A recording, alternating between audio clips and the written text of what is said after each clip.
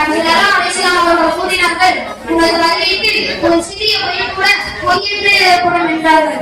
ஒரு சிறிய பையன் கூட பொய் என்று எழுதப்படும் என்றால் பெரிய கேட்கவே வேண்டாம். பிறரை சிரிக்க வைப்பதற்காகவும் கேலிக்காகவும் பொய் பேசும் மனிதர்கள் இன்று அதிகரித்து விட்டார்கள். எந்த வகையில் ஆனாலும் சரி, இஸ்லாம் பொய்யை ஆதரிப்பதே இல்லை என்பதை நாம் மனதில் நிலைநிறுத்த வேண்டும். பொய்யங்களே நயோஜகத்தின் அடையாளம் என்று நாம் சொல்லலாம் குறிப்பிட்டார்கள். நயோஜகத்தின் அடையாளம் 3. 1. பேசினால் பொய்யை பேசுவான். 2. வாக்களித்தால் நிறைவேற்ற மாட்டான். 3. நம்பிக்கை துரோகம் செய்வான் என்று நாம் சொல்லலாம் குறிப்பிட்டார்கள். எனவே நமது வாழ்நாளில் பொய் பேசாத மக்களாக ஆக வேண்டும். ஈமான் கொண்டவர்கள் நீங்கள் அல்லாஹ்வை வைத்துக் கொள்ளுங்கள், உண்மையாளர்களோடு இருங்கள் என்று அல்லாஹ் குர்ஆனில் கூறுவது போல நாம் அனைவரும் வாழ்வதற்கு அல்லாஹ் நல்லொரு புரிவானாக. அஸ்ஸலாமு அலைக்கும் வரஹ்மத்துல்லாஹி வபரகாத்துஹு. السلام عليكم ورحمة الله تعالى وبركاته. الحمد لله رب العالمين، والصلاة والسلام على سيدنا محمد وعلى آله وأصحابه أجمعين. أما بعد، فقد قال الله تعالى في القرآن العظيم والفرقان المجيد: أعوذ بالله من الشيطان الرجيم، بسم الله الرحمن الرحيم. قل الحق وأمر بالعرف وأعرض عن الجاهلين. கண்ணியத்திற்குரிய நிகழ்வின் தலைவர் அவர்களே, கல்வி கற்றுத்தரும் ஆசிரியர்களே, முன்னிலை வகுக்கின்ற இம்மதரசாவின் அங்கத்தினர்களே, வருகை தந்திருக்கின்ற அன்பான பெற்றோர்களே, பெரியோர்களே, தாய்மார்களே, உடன் படிக்கின்ற அன்பு நண்பர்களே, உங்கள் அத்தனை பேருக்கும் எனது இதயம் கணிந்த சலாமை எடுத்துரைத்தவனாக எனது சிற்றுரையை துவங்குகிறேன். அஸ்ஸலாமு அலைக்கும் வரஹ்மத்துல்லாஹி தஆலா வபரகாத்துஹு. நான் இம்மதரசாவின் மூலம் எடுத்துக்கொண்ட தலைப்பு மன்னிப்போம். அல்லாஹ் மனிதனை படைத்து அவனுக்கு பல நற்குணங்களை கொடுத்திருக்கிறான். அவன் கொடுத்த நற்குணங்களில் ஒருவர் செய்த தவறுகளை மன்னிப்பதும் ஒரு நற்குணம் தான். மன்னிப்பு என்பது பரிபூர்ண ஈமானின் வெளிப்பாடு. மன்னிப்பு என்பது விசாலமான உள்ளத்தின் வெளிப்பாடு. மன்னிப்பு என்பது அல்லாஹ்வின் பிரியத்தையும் சக மனிதர்களின் பிரியத்தையும் கொண்டு வந்து சேர்க்கும் ஒரு அழகிய குணம். மன்னிப்பு என்பது நமக்கு ஏற்படுகின்ற மோசமான விளைவுகளை விட்டும் பாதுகாக்கும் ஒரு அழகிய கேடயமாகும். மன்னிப்பு என்பது பிற மத சகோதரர்களை நேர்வழிக்கு கொண்டு வந்து சேர்க்கும். எனவே நம்மிடம் இந்த அருமையான குணம் இருக்க வேண்டும். ஆனால் பெரும்பான்மையான மக்களிடம் இந்த அழகிய குணம் இருப்பதில்லை. இறுகிய உள்ளத்துடனே வாழ்கிறோம். பிறர் மூலம் நமக்கு ஏற்பட்ட காயத்தை நினைத்து நினைத்து அவர்களை மன்னிக்க நாம் மறந்துவிட்டோம். ஆனால் யாரிடம் இந்த மன்னிக்கும் குணம் இருக்கிறதோ அவர்களுக்கு மரியாதையையும் கண்ணியத்தையும் கருணையாக நான் அல்லாஹ் தந்து விடுகிறான் என நபி அவர்கள் கூறினார்கள். எனவே நம்மிடம் வேலை செய்பவர்கள் நமது பொறுப்புக்கு கீழுள்ளவர்கள் என நமக்கு ஏதோ ஒரு வகையில் மான செய்தால் அவர்களை மன்னிக்கப்பட வேண்டும். அப்துல்லா இப்னு உமர் ரலியல்லாஹு அன்ஹு அவர்கள் கூறினார்கள், ஒருவர் நபியிடம் வந்து, யா ரசூலல்லாஹ், பணியாளனை எத்தனை முறை மன்னிக்க வேண்டும் என கேட்டார். நபி அவர்கள் பதில் கூறவில்லை. அவர் இந்த கேள்வியை 3 முறை கேட்கிறார். நபி அவர்கள் ஒரு நாளைக்கு 70 முறை மன்னிக்க வேண்டும் என சொன்னார்கள். அபூ தர்தா ரலியல்லாஹு அன்ஹு அவர்கள் கூறினார்கள், நாங்கள் நபியுடன் அமர்ந்திருந்தோம். ஹஜ்ரத் அபூபக்கர் ரலியல்லாஹு அன்ஹு அவர்கள் தனது ஆடையின் ஒரு பகுதியை பிடித்துக் கொண்டு நபியிடம் வந்தார்கள். அப்போது நபி அவர்கள் சொன்னார்கள், உங்கள் தோழர் ஏதோ ஒரு பிரச்சனையில் இருக்கிறார் என சொன்னார்கள். வந்த அபூபக்கர் ரலியல்லாஹு அன்ஹு அவர்கள், எனக்கும் உமர் ரலியல்லாஹு அன்ஹு அவர்களுக்கும் சிறிது பிணக்கு ஏற்பட்டு விட்டது. இதனால் நான் அவரிடம் வருத்தம் தெரிவித்தேன். ஆனால் அவர் ஏற்க மறுத்துவிட்டார் என சொன்னார்கள். அப்போது சிறிது நேரம் கழித்து வருத்தமடைந்த உமர் ரலியல்லாஹு அன்ஹு அவர்கள் அபூபக்கர் ரலியல்லாஹு அன்ஹு அவர்கள் வீட்டிற்கு சென்று அபூபக்கர் ரலியல்லாஹு அன்ஹு அவர்கள் இருக்கிறார்களா என கேட்டபோது அவர் நபியிடம் சென்றார்கள் என சொல்லப்பட்ட போது உமர் நபியிடம் சென்றார்கள். உமரை பார்த்த நபி அவர்களின் முகம் மாறி சிவந்து விட்டது. நபியிடம் சென்ற உமர் ரலியல்லாஹு அன்ஹு அவர்கள், நான் தவறிழைத்து விட்டேன் யா ரசூலல்லாஹ் என வருத்தம் தெரிவித்தார்கள். அப்போது நபி அவர்கள் சொன்னார்கள், நான் நபியாக அனுப்பப்பட்ட போது நீங்கள் எல்லாம் என்னை ஏற்க மறுத்துவிட்டீர்கள். அப்போது அபூபக்கர் ரலியல்லாஹு அன்ஹு அவர்கள் மட்டும்தான் என்னை ஏற்றுக்கொண்டார்கள். உடலாலும் பொருளாலும் அவர் மட்டும்தான் எனக்கு உதவியாக இருந்தார்கள். எனவே இனிமேலாவது அபூபக்கர் ரலியல்லாஹு அன்ஹு அவர்களுக்கு கஷ்டம் கொடுக்காமல் இருப்பீர்களா என கேட்டபோது அதிலிருந்து ஒரு முறை கூட அபூபக்கர் ரலியல்லாஹு அன்ஹு அவர்களுக்கு கஷ்டம் கொடுப்பதே இல்லை. அந்த அளவுக்கு சஹாபாக்கள் பழக்கமும் பக்குவமும் உடையவர்கள் ஆவார்கள். எல்லாம் வல்ல அல்லாஹ் இந்த மன்னிப்பை நமக்கும் தருவானாக என்று வாய்ப்பளிக்கு நின்று நன்றி கூறி விடைபெறுகிறேன். வாஹிரு தஅவானா அல்ஹம்துலில்லாஹி ரப்பில் ஆலமீன். அஸ்ஸலாமு அலைக்கும் வரஹ்மத்துல்லாஹி வபரகாத்துஹு. Alhamdulillahi Rabbil Alamin. Assalatu wassalamu ala sayyidina Muhammadin wa ala alihi wa sahbihi ajma'in. Amma ba'd, faqad qala Allahu ta'ala fil Qur'anil azim wal Furqanil majid. A'udhu billahi minash shaitanir rajim. Bismillahir rahmanir rahim. Inna Allaha indahu ilmu as-sa'ati wa yunazzilu al-ghaytha wa ya'lamu ma fil arham.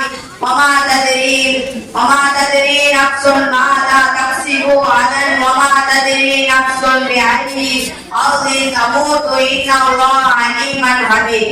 صدق الله العليم. கண்ணியத்திற்குரிய நிகழ்வின் தலைவர் அவர்களே, கல்வி கற்றுத்தரும் ஆசிரியர்களே, முன்னிலை வகிக்கின்ற மதரசாவின் அங்கத்தினர்களே, வருகை தந்திருக்கின்ற அன்பான பெற்றோர்களே, பெரியோர்களே, தாய்மார்களே, உடன் படிக்கின்ற அன்பு நண்பர்களே, உங்கள் அத்தனை பேருக்கும் என் இதயம் கணிந்த சலாமை கூறியவனாக என் சிற்றுரையை துவங்குகின்றேன்.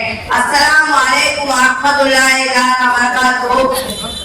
நான் இம்மதரசாவின் மூலம் எடுத்துக்கொண்ட தலைப்பு மறுமை நாளின் அடையாளங்கள். அல்லாஹ் உலகை படைத்து அதற்கு ஒரு முடிவு நாளை வைத்திருக்கிறான். அந்த முடிவு நாள் எப்போது வரும் என்பதை அவனை தவிர வேறு யாராலும் அறிந்து கொள்ள முடியாது. இதை பற்றி தனது திருமலையாம் குர்ஆனில் கூறுகிறான். 5 காரியங்களை அல்லாஹ்வை தவிர வேறு யாராலும் அறிந்து கொள்ள முடியாது. உலக அழிவு நாள் எப்பொழுது வரும் என்பதற்கான ஞானம் அல்லாஹ்விடத்திலே இருக்கிறது. அவனே மலையை இறக்கி வைக்கிறான். அவனை தவிர வேறு யாரும் நாளை இவர் என்ன செய்வார் என்பதை அறிய மாட்டார். நாளை இவர் இறப்பார் என்பதையும் அவனை தவிர வேறு யாரும் அறிய மாட்டார். இவற்றை எல்லாம் நன்கு அறிந்தவனும் தெரிந்தவனும் அல்லாஹ் ஆவான். உலக அறிவுக்கான அடையாளங்கள் சிலவற்றை நபி அவர்கள் கூறியிருக்கிறார்கள். மார்க்க அறிவு நீக்கப்படும், அதாவது மார்க்க அறிஞர்கள் இறந்து போவதால் அந்த இடத்தை நிரப்புவதற்கு யாரும் இருக்க மாட்டார்கள். எனவே இந்த அறிவு எடுபட்டு போகும், அறியாமை அதிகரிக்கும், விபச்சாரம் பெருகும், மது குடிப்பது அதிகரிக்கும், ஆண்களின் எண்ணிக்கை குறைந்து பெண்களின் எண்ணிக்கை அதிகரிக்கும். ஒரு ஆணின் பொறுப்புக்கு கீழ் 50 பெண்கள் இருப்பார்கள். பொய்யாளர்கள் அதிகமாவார்கள். அமானிதம் பாதுகாக்கப்படாது. ஜகாத்தின் பொருளை வாங்குவதற்கு யாரும் இருக்க மாட்டார்கள். கிழக்கில் இருந்து மேற்கு நோக்கி ஒரு நெருப்பு வரும். காலம் சுருங்கி போகும். அதாவது ஒரு வருடம் என்பது ஒரு மாதம் போலவும், ஒரு மாதம் என்பது ஒரு வாரம் போலவும், ஒரு வாரம் என்பது ஒரு நாள் போலவும், ஒரு நாள் என்பது ஒரு மணி நேரம் போலவும், ஒரு மணி நேரம் என்பது ஒரு சிறு பங்கு போலவும் சுருங்கிவிடும்.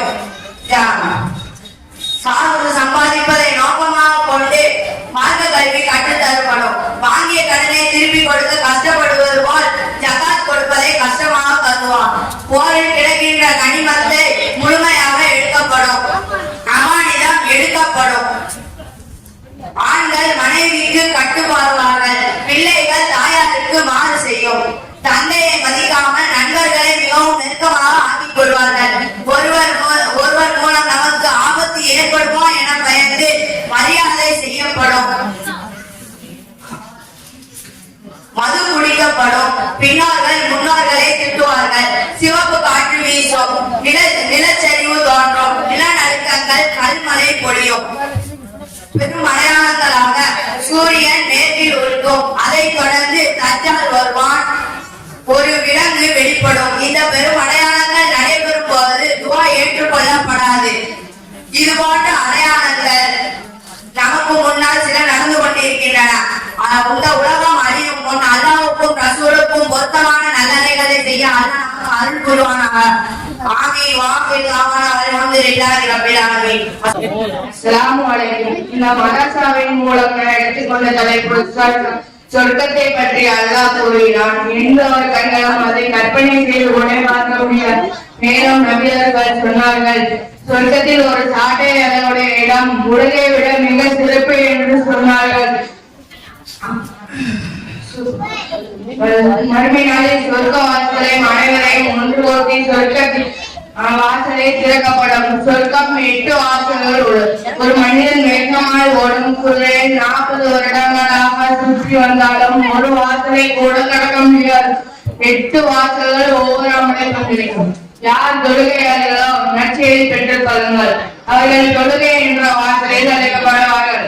யார் போர்க்களத்தில் கலந்து கொண்டார்களோ அவர்கள் ஜிஹாத் என்ற வாசலில் அழைக்கப்படுவார்கள். யார் ஜகாத் கொடுத்தார்களோ அவர் ஜகாத்துடைய சிறையில் அழைக்கப்படுவார்கள். யார் நோன்பு வைத்தீர்களோ அவர்கள் ரையான் என்ற வாசலில் அழைக்கப்படுவார்கள். இப்படி ஒவ்வொரு வாசலும் ஒவ்வொரு நன்மை கூறியது. மேலும் நன்மை மனத்தில் அழைப்பார்கள். நீங்கள் எந்தெந்த வாசலில் நுழைவீர்கள் என்று கோருங்கள். சொர்க்கத்திற்குள் நுழையும் போது சொர்க்கம் கூறும், இங்கு வாழ்வுதான், இங்கு மரணம் என்பதே கிடையாது, இங்கு வாழ்வும் தான், இங்கு நோய் என்பதே கிடையாது. நீங்கள் உலகில் வாழ்ந்த 60-50 வருடங்கள் அது. இங்கு சுகம், இங்கு நோய் என்பதே கிடையாது, இங்கே அறுபதை கூடிக்கொண்டே இருக்கும், இங்கே பொறவை என்பதே கிடையாது. சொர்க்கத்திற்குள் நுழையும் போது பின்னால் ஒரு மனிதன் பின்னால் திரும்பி பார்த்தார். என் பெற்றோர்கள் எங்கே, என் மனைவியே எங்கே, என் பிள்ளைகள் என்று கேட்பான். அப்போது இந்த சொர்க்கம் மட்டும்தானோ என்று கேட்பார். நானும் சொல்லுகிறேன், என் குடும்பத்தையும் சொல்ல சொன்னேன். நானும் ஜகாத் கொடுத்தேன். ஜகாத் கொடுக்காமல் இருந்த என் குடும்பத்தையும் கொடுக்க சொன்னேன்.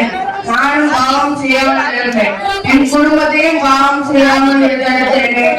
இந்த சொர்க்கம் எனக்கு மட்டும்தானா என்று கேட்பான்.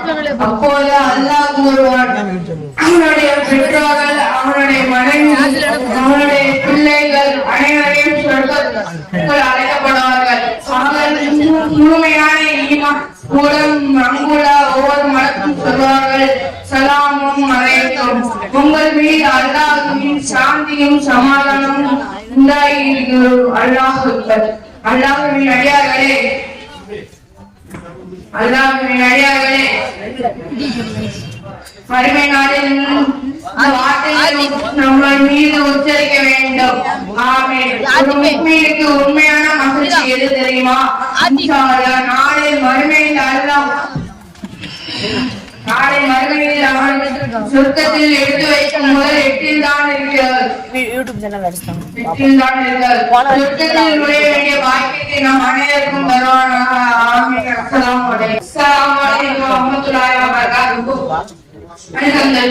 அல்ஹம்துலில்லாஹி ரப்பில் ஆலமீன் வஸ்ஸலாத்து வஸ்ஸலாமு அலா சய்யிதினா முஹம்மதின் வ அலா ஆலிஹி வ ஸஹ்பிஹி அஜ்மஈன். அம்மா பஅத் ஃபகத் ஸல்லல்லாஹு தஆலா அலைஹி வஸல்லம் வல் குர்ஆனில் மஜீத். அஊது பில்லாஹி மினஷ் ஷைத்தானிர் ரஜீம். பிஸ்மில்லாஹிர் ரஹ்மானிர் ரஹீம். இன்னமா நுமினூன இன்ஹு வஸீது பையா அஹலிக்கும் ஸல்லல்லாஹு அலைஹி வஸல்லம். தலைவர் அவர்களே, கல்வி கற்றுத்தரும் ஆசிரியர்களை, முன்னேறி வைக்கின்ற மாசாமி அங்கத்தினர்களை, அன்பான பெற்றோர்களை, பெரியோர்களை, தாய்மார்களை, உடன் படிக்கின்ற அன்பன் நண்பர்களை, உங்கள் அத்தனை பேருக்கும் எனது இறை கணித்த சலாமை பூவனாக எனது சிற்றுரைக்கும் இறை. அஸ்ஸலாமு அலைக்கும் வரஹ்மத்துல்லாஹி வபரகாத்துஹு. தானே மாசாமி மூலம் எடுத்துக்கொண்ட தலைப்பு சகோதரத்துவம். ஒரு இறை நம்பிக்கையாளர் மற்றொரு இறை நம்பிக்கையாளரை குறித்து என்ன என்ன வேண்டும் தெரியுமா? அதனை அல்லாஹ் கூறினான். மேலும் இந்த முன்னாடி பிறகு வருகின்ற மக்களுக்கு அவர்கள் கூறுவார்கள், எங்கள் அதிபதியே, எங்களை முந்திவிட்ட எங்களது சகோதரரை மன்னித்து அருள்வாயாக. மேலும் எங்கள் உள்ளங்களில் நம்பிக்கையாக வேறு எந்த குரோகத்தையும் உண்டாக்காத எங்கள் அதிபதியை நீ நிச்சயமாக பறிமுறையாளரும் பெரும் கிருபையாளராகவும் இருக்கிற சக சகோதரருடன் நட்பு பலன் செய்யாமல் சக மனிதாபிமானத்தோடு நடந்து கொள்வான் எவ்வாறு எதிர்பார்க்க முடியும்? ஈமான் என்னும் இறை நம்பிக்கை இறுதி கட்டிக் கொள்ளும் வயது தெரியுமா? நபி அவர்கள் அல்லாஹ் நேசம் கொள்வதும் அல்லாஹ் கோபம் கொள்வதும் ஈமான் என்னும் இறை நம்பிக்கையை இறுதி கட்டிக் கொள்ளும் முடிச்சாகும். ஒருவரோடு நாம் கொள்ளும் எண்ணமும் அல்லாஹ்வாக இருக்க வேண்டும். ஆனால் அவ்வாறு இருக்கிறதா? இன்றே நமது தனிப்பட்ட நிலையில் உறவுகளுக்காக மரணமாய் பேசாமல் இருக்கிறோம். ஒருவர் அல்லாஹ்வின் சட்டங்களை புறக்கணித்து புதுவுக்கு பின்னால் தூக்கி வீசினாலும் அவரை கண்டு கொள்ளாமல் அன்பு பாராட்டினார். அங்கு அல்லாஹ்வாக கோபம் கொள்வது. மேலும் பிறர் குறித்து புறம் பேசி அவருடைய மானத்தை கண்டித்து குலைக்க முயல்வது எவ்வளவு தூரம் ஆபத்தான என நபிமொழிகளிலிருந்து புரிந்து கொள்ளலாம். இரு முஸ்லிம்கள் ஒரு விஷயத்தில் ஒருவரை பற்றி ஒருவர் அறிந்து அறிந்து பேசாமல் இருப்பது சாத்தியமே.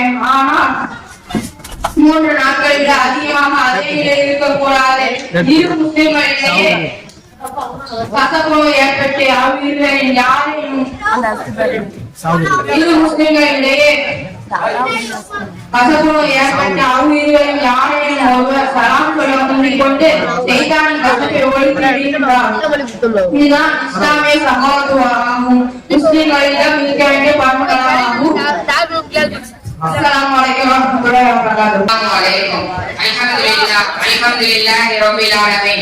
Wassalatu wassalamu ala sayyidina Muhammadin wa ala alihi wa sahbihi ajma'in. Amma ba'd. Faqad qala Allah ta'ala fil Qur'anil azim wal furqanil majid. A'udzu billahi minash shaitanir rajim. Bismillahir rahmanir rahim. Wa laysa lil insani illa ma sa'a. Sadaqallahul alim.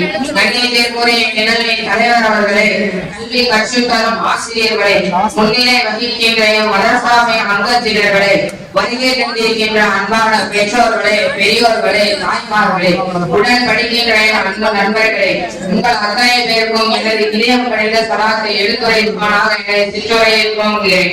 அஸ்ஸலாமு அலைக்கும் வரஹ்மத்துல்லாஹி தஆலா வபரகாத்துஹு. நான் உங்கள் முன்னால் பேச எடுத்துக்கொண்ட தலைப்பு தேடி கிடைத்த செல்வம். மனித வாழ்வில் ஒவ்வொருவருக்கும் ஒவ்வொரு விதமான தேடுதல் இருக்கும். பணத்தை தேடுபவர்கள், நல்ல தொழிலை தேடுபவர்கள், நல்ல வாழ்வை தேடுபவர்கள், நல்ல நட்பை தேடுபவர்கள் என பலர் இருந்தாலும் நல்ல கொள்கையை தேடுபவர்கள் ஒரு சிலரே இருப்பார்கள். எனவே அந்த ஒரு சிலரை போல நமது வாழ்வை அமைத்துக் கொள்வதுதான் அறிவுடைமை ஆகும். பாரசீக நாடு, அங்கு பெரும்பாலானோர் நெருப்பு வணங்கிகளாக இருந்தனர். அங்கு ஒரு வாலிபர் இருந்தார்.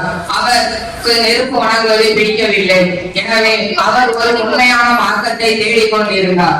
அவரின் தேடுதலின் பலனாக முதலில் கிறிஸ்துவ மத வணக்கம் அவருக்கு பிடித்து போனது. எனவே கிறிஸ்துவ பாதிரிகளை தனக்கு குருவாக ஆக்கிக் கொண்டார். இவ்வாறாக ஒருவர் பின் ஒருவராக 4 பாதிரிகளை தனக்கு குருவாக ஆக்கிக் கொண்டார்கள். அவர்களின் 4வது பாதிரியின் மரண நேரத்தின் போது அடுத்தது தான் யாரை குருவாக தேர்வு செய்ய வேண்டும் என்ற ஆலோசனை கேட்ட போது அரபு தேசத்தில் நபி இப்ராஹிம் அலைஹிஸ்ஸலாம் அவர்களின் கொள்கையில் முகமது என்பவர் வருவார். அவர்தான் இறுதி தூதர். அவர் தர்மமாக கொடுக்கப்படும் உணவை உண்ண மாட்டார். அன்பளிப்பாக கொடுக்கப்படும் உணவை மட்டுமே உண்பார். அவரை இரு தோள்களுக்கு இடையில் நபித்துவ அடையாளம் இருக்கும். அவரை நீங்கள் தலைவராக தேர்வு செய்து கொள்ளுங்கள் என்று ஆலோசனை கூறினார். அவ்வாடிவர் ஒரு யூதனிடம் வேலை செய்து கொண்டிருந்தார். அப்போது நபி அவர்களின் வருகை பற்றியோ நபி அவர்களின் அடையாளத்தை பற்றியோ அவ்வாடிவரின் முதலாளியிடம் அவரது சிறிய தந்தையின் மகன் கூறிக்கொண்டிருப்பதை செவிமடுத்த வாலிபர் அந்த மாலை பொழுதிலேயே சிறிது பேரிடம் அளவுகளை வாங்கிக் கொண்டு நபி அவர்களை சந்திப்பதற்காக நபி அவர்களிடக்கும் இடத்திற்கு சென்றனர். அங்கு சென்ற அவ்வாலிபர் நபி அவர்களையும் நபி தோழர்களையும் சந்தித்து விட்டு தான் கொண்டு வந்த பேரிட மலங்களை கொடுத்த பிறகு நான் இதை உங்களுக்கு தர்மமாக கொடுக்கிறேன் என்று கூறினார். அப்போது நபி அவர்கள் அந்த பேரிட பழங்களை நபி தோழர்களுக்கு பங்கிட்டு கொடுத்தார்கள். அதை நபி அவர்கள் உண்ணவில்லை. தனது குருவான பாதி சொன்ன முதல் அடையாளத்தை நபி அவர்களிடம் கண்ட மகிழ்ச்சியில் 2ஆம் நாளும் முதல் நாளை போல் பேரிட்ட பழங்களை வாங்கிக் கொண்டு நபியும் இடத்திற்கு சென்று நபி அவர்களிடம் அதை கொடுத்துவிட்டு அவ்வாலிபர் கூறினார், நான் இதை உங்களுக்கு அன்பளிப்பாக கொடுக்கிறேன் என்று. அப்போது நபி அவர்கள் அந்த பேரிட்ட பழங்களை தானம் உண்டுவிட்டு தனது நபி தோழர்களுக்கும் பங்கிட்டு கொடுத்தார். 2ஆம் அடையாளத்தையும் நபி அவர்களிடம் கண்ட மகிழ்ச்சியில் 3ஆம் நாள் நபி அவர்கள் இருக்கும் அவைக்கு வந்த அந்த வாலிபர் நபி அவர்களை சுற்றி சுற்றி வந்தார். நபி அவர்கள் மேலங்கிய ஒரு துண்டை அணிந்திருந்தார்கள்.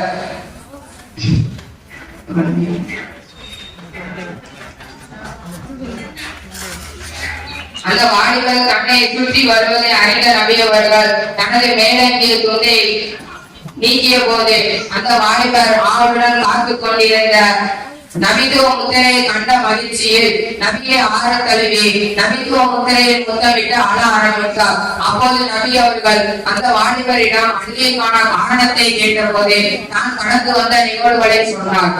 அப்போது மகிழ்ச்சி அடைந்த அண்ணல் நபி அவர்கள் அந்த வாலிபரை தனது தோழராக ஆக்கிக் கொண்டார்கள். அந்த அற்புத தோழர்களான சல்மான் பாசி ரலியல்லாஹு அன்ஹு அவர்கள்.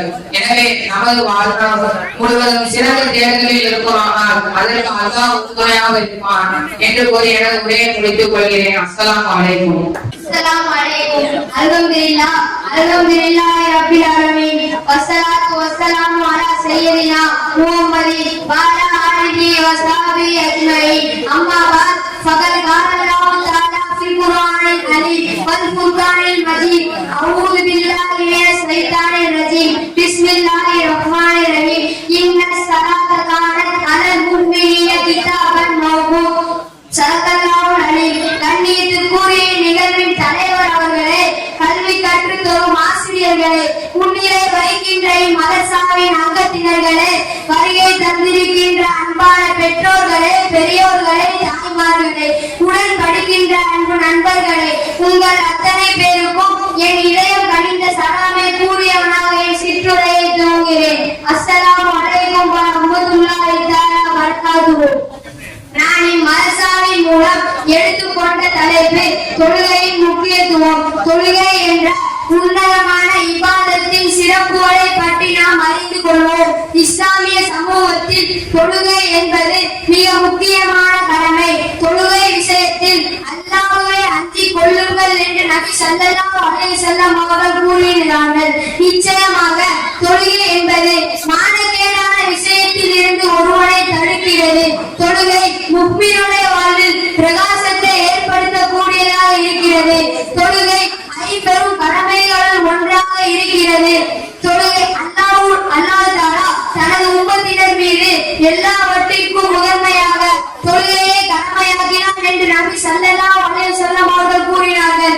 எவரொருவர் மனதை ஒருமைப்படுத்தி அதன் நேரத்தையும் அதன் ரகாயத்துகளையும் கவனத்தில் வைத்து தொழுவாரோ அவரே முஃமின் ஆவார். தொழுகை தீனின் தூணாகும். தொழுகை முஃமினுக்கு ஒளியாகும். தொழுகை சொர்க்கத்தின் திறவுகோலாகும். தொழுகை மூலம் நாளை மறுமையில் ஒருவனுடைய அந்தஸ்துகள் உயர்த்தப்படுகின்றன.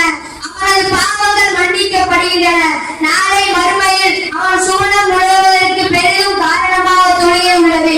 தொழுகையால் நாளை மறுமையில் இபாதத்துகளில் முதலில் விசாரிக்கப்படக்கூடியதாக இருக்கிறது. அது சீராகி விடும்போது ஏழை எல்லா அமல்களும் சீராகி விடும். அது சீர்கெட்டு விடும்போது ஏழை எல்லா அமல்களும் சீர்கெட்டு விடும். ஒரு தொழுகையாளி அதிக சஜ்தா செய்வதன் மூலம் அல்லாஹ்வுடைய தூதரோடு நாளை சொர்க்கத்தில் இருக்கும் பாக்கியத்தை பெறுவார் என்று நபி ஸல்லல்லாஹு அலைஹி வஸல்லம் அவர்கள் கூறினார்கள். நாம் தொழுகைக்காக எடுத்து வைக்கக்கூடிய ஒவ்வொரு அடியும் நன்மையை பதிவு செய்யக்கூடியதாக இருக்கிறது. பாவங்களை மன்னிக்க கூடியதாக இருக்கிறது. நாம் தொழுகைக்காக காத்து அமர்ந்திருக்கும் போது மலக்குகள் நம்மளுக்காக துவா செய்து கொண்டிருக்கின்றார்கள். உணவை பரிபூர்ணமாக செய்வதும் அதிக எட்டுக்களை வைத்து பள்ளி வாசலுக்கு செல்வதும் ஒரு தொழுகை முடிந்து மற்றொரு தொழுகைக்காக காத்திருப்பதும் உறுதிமிக்க காரியம் என்று அல்லாஹ்வுடைய தூதர் குறிப்பிட்டார்கள். ஷஹாதத் கலிமா சொல்லி யாரெல்லாம் இஸ்லாத்தை ஏற்றார்களோ 7 வயதை தாண்டி 10 வயதை அடைந்த யாருக்கெல்லாம் ஹலால் ஹராம் கடமையாக்கப்பட்டதோ எல்லாருக்கும் தொழுகை கடமையாக்கப்பட்டிருக்கின்றது. முஹம்மது நபி ஸல்லல்லாஹு அலைஹி வஸல்லம் அவர்கள் தொழுகையை பேணியாக வேண்டும் என்றார்கள். தொழுகையை விட்டுவிட்டு அதே நிலையில் மரணித்தால் நாளை மறுமையில் ஃபிரௌனோடு இருப்போம். தொழுகையை பேணி 5 நேர தொழுகையை கடைபிடித்து அதே நிலையில் மரணித்தால் அல்லாஹ்விற்கு கட்டுப்பட்டு ஈமான் கொண்ட சாலிகான காரியங்கள் செய்யும் போது நபிமார்களோடு சொர்க்கத்தில் இருக்கலாம். கியாமத் நாளன்று எல்லாவற்றிற்கும் முதன்மையாக தொழுகை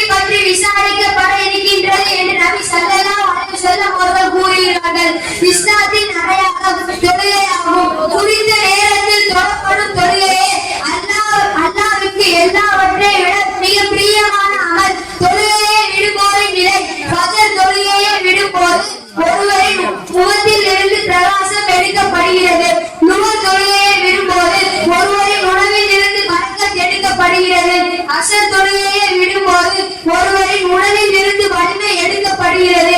மகரிப் தொழுகையை விடும்போது அவர் பிள்ளைகளின் பயன் இல்லை. இசா தொழுகையை விடும்போது ஒருவரின் தூக்கத்தில் நிம்மதி இருக்காது. எவர் ஒருவர் உழுவை பரிபூர்ணமாக செய்து ஒருமையுடனும் உள்ளச்சத்துடனும் தனது பாவங்களை மன்னிக்குமாறு இறையத்தினால் அல்லாஹ் தஆலா மன்னித்து அருள் புரிகிறான் என்று நபி ஸல்லல்லாஹு அலைஹி வஸல்லம் அவர்கள் கூறுகிறார்கள். ஆகவே எல்லா தொழுகையும் தொழுது அல்லாஹ்வுக்கு பிடித்தமான முறையில் நடந்து கொள்ளும் சாலியான மக்களாக நாம் அனைவரையும் அல்லாஹ் தஆலா ஆக்கி வைப்பானாக. ஆமீன் ஆமீன் யா ரப்பல் ஆலமீன். அஸ்ஸலாமு அலைக்கும். அல்ஹம்துலில்லாஹி ரப்பில் ஆலமீன். வஸ்ஸலாத்து வஸ்ஸலாமு அலா சய்யிதினா முஹம்மதின் வ அலா ஆலிஹி வ அஸ்ஹாபிஹி அஜ்மஈன். அம்மா பஅத். ஃபகத் قال الله تعالى في القرآن العظيم والفرقان المجيد. أعوذ بالله من الشيطان الرجيم. بسم الله الرحمن الرحيم. يا بني آدم قد أنزلنا عليكم لباسا يواري سوآتكم ولباسا ولباس التقوى ذلك خير ذلك من آيات الله لعلهم يذكرون. صدق الله العظيم.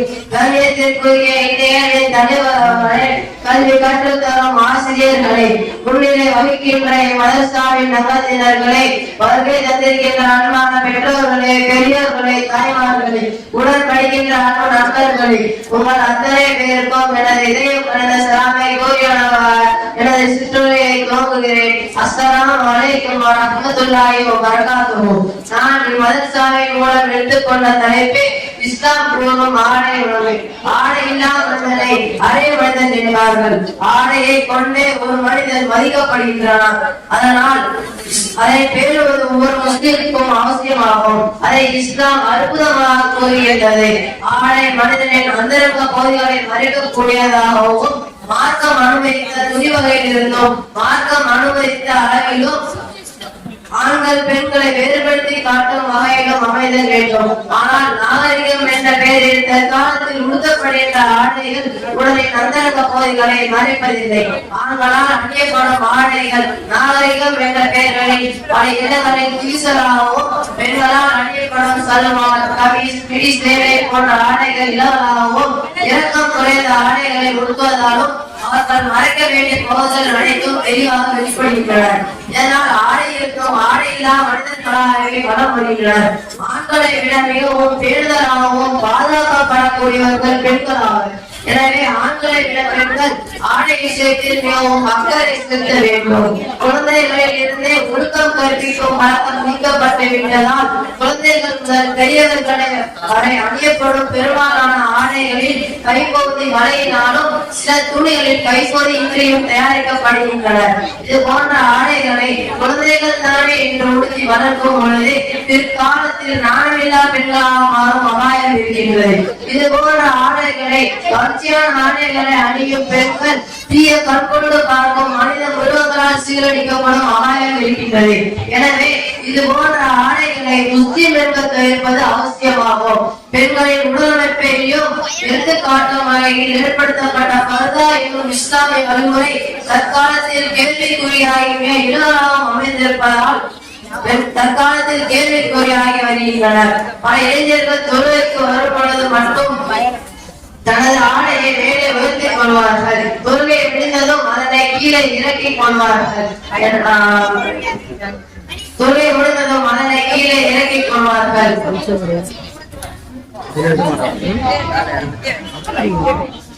இது போன்ற ஒழுங்கிடமான நடைமுறைகள் மனித சமூகத்திடம் நிலவக்கூடாது என்பதற்காக அல்லாஹ் தனது வாழ்வரை அல்குர்ஆனில் ஆடை ஒழுங்கை பற்றி அற்புதமாக கூறுகிறார். மனிதர்களை இவரின் மறைவிடங்களை மறைப்பதற்காகவும் ஆடை ஒழுங்குகளில் உள்ள அலங்காரங்களை மறைப்பதற்காகவும் ஆடையை இறக்கி வைத்தோம். நீங்கள் அணியும் ஆடைகளை மிகச்சிறந்தது தக்வா என்று அழைக்கப்படும் இறையச்சத்தை தரும் ஆடைகளும் ஆடவர்களால் அணியப்படும் கீழாடைகளான வேஷ்டி, பைஜாமா, பேண்ட் போன்ற ஆடைகள் தரையுடன் தரையாக உராய்ந்து வருகின்றது. இது ஒருபுறம் துணிகளுக்கு கேடையெனில் மற்றொரு புறம் பெருமை ஏற்படுத்தும் முயற்சியும் அமைந்துள்ளது. எனவே பல இளைஞர்கள் துறைக்கு வரும் பொழுது தனது பேர் போன்ற கீழாடைகளை மேலே உயர்த்திக் கொள்வார்கள். தொழுகை முடிந்ததும் அதனை இறக்கிக் கொள்வார்கள், அதனை இறக்கி விடுவார்கள். இது போன்ற ஆடைகள் தரையுடன் தரையாக உராய்ந்து துணியில் உள்ள அசுத்தம் அதில் பட்டு தரையில் உள்ள அசுத்தம் அதில் பட்டு அது அசுத்தமாகியிருக்கிறது. இதனால் தொழுகை கூடாமல் போவதற்கான வாய்ப்பு இருக்கின்றது. எனவே நபியவர்கள் கற்பித்த அளவான கருணை காலுக்கு கீழ் ஆடை இறங்காமல் பார்த்துக் கொள்வது அவசியமாகும். ஏனெனில் கருணை காலின் கீழ் இருக்கும் ஒரு பகுதி நரக நெருப்பின் ஒரு பகுதி என நபியவர்கள் எச்சரித்துள்ளார்கள். மற்றொரு விதத்தில் எவர் பெருமையை ஏற்படுத்தும் விதத்தில் தனது ஆடையை கீழிறக்கி ஒடுக்குகிறாரோ அவரை மறுமை நாளில் தனது அருள்காரை பார்க்க மாட்டான் எனவும் நபியவர்கள் எச்சரித்துள்ளார்கள். பெண்கள் ஆண்களுக்கு சமம் என்ற வாதத்தில் தனது ஆண் போன்ற தோற்றமளிக்கும் பெண்ணையும் பெண் போன்ற தோற்றமளிக்கும் ஆணையும் நபியவர்கள் சமைத்துள்ளார்கள். எனவே நபியின் சாபத்தை விட்டு நம்மை பாதுகாத்துக் கொள்ள இவற்றை முற்றிலுமாக நீக்குதல் வேண்டும். எல்லாம் வல்ல அல்லாஹ் அவன் கட்டத்தின நட்பெற்றிலே பேரும் வாய்ப்பினை அனைவருக்கும் தருவானாக. அல்ஹம்துலில்லாஹி ரப்பில் ஆலமீன். அஸ்ஸலாமு அலைக்கும்.